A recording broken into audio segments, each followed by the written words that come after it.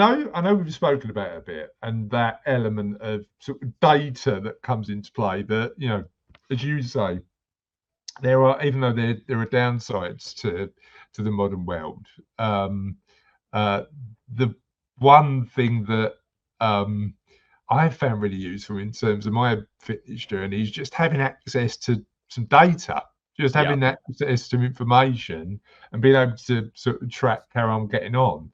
Now, I keep it super simple, right? I keep it super simple. I've got a little heart rate monitor. I use a MyZone. I've only got it in the office because I cycle to work and I don't want to Yeah. lose the points. So every time I do a piece of exercise, it's on. And what's weird is that it works twofold for me. Number one, it tracks my heart rate, so allows me to sort of show how much effort I'm making or not making. And then the other element is that actually it gamifies it and keeps it Yeah. fairly competitive. Talk to me about the data that we should be thinking about tracking in our fitness journey and how we might do that. Yeah, of course.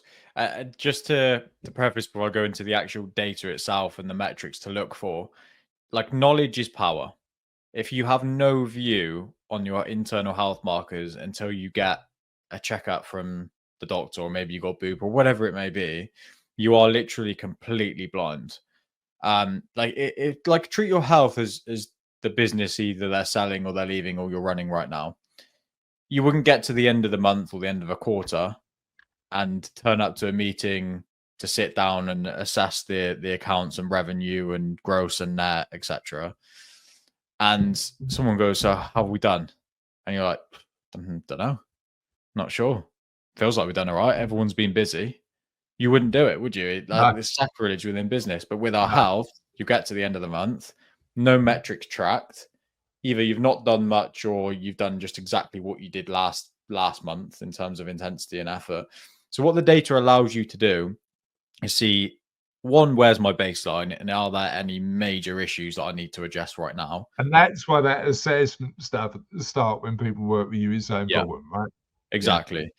And secondly, am I improving what I'm doing? So standard resting heart rate, very, very important metric. Track your resting heart rate and understand where it should be within your relative age bracket, within your weight, gender. Secondly, heart rate variability. So, some people know what HRV, the abbreviation, is. Some people don't. I'll summarize it very, very briefly. Heart rate variability is the latency or the time difference between your heartbeats. So let's say your heart's beating 60 beats per minute. The time between those beats is never consistent. And I say never consistent, shouldn't be consistent. So Okay. so a high heart rate variability is actually more variability, more latency between those heartbeats, which kind of goes So psychological. less consistency of heartbeat in terms of rhythm. Is that what you're saying? Correct. So Why is what that I've never yeah, heard that before. Why is yeah, that? Why is that important? Why is that? it's Why is that a because factor we should track?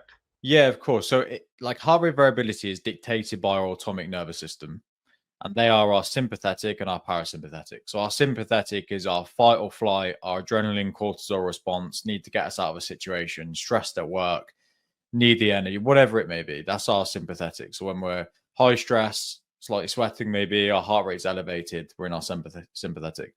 Parasympathetic is our rest and digest. So we're sitting down, we're chilling out, and they send different signals. So if the sympathetic is sending a stronger signal than the parasympathetic, that's when we get a low heart rate variability Yeah. and therefore more consistent time between the heartbeats. And the reason that happens is because your body's producing a stress response. So it needs, like, heart rate needs to increase. It needs consistency within those heartbeats. It needs to be efficient at flooding as much blood and oxygen around the body. So you've got that stress response. Mm. Parasympathetic sends us a different signal. And that signal allows, lower resting heart rate, the body's relaxed, there's less intensity. And so the latency between the heartbeats can fall into a little bit more of a natural pattern in which there is usually more variability. So a Yeah. high heart rate variability, good. Low heart rate variability, bad. Interesting. Yeah. And that, Interesting. I've coached people who've had heart rate variability of like 120 milliseconds, and I've coached people who have had a high of 120 milliseconds, and I've had people who are a high of 18. So like everyone genetically is different, and Yeah. that's important.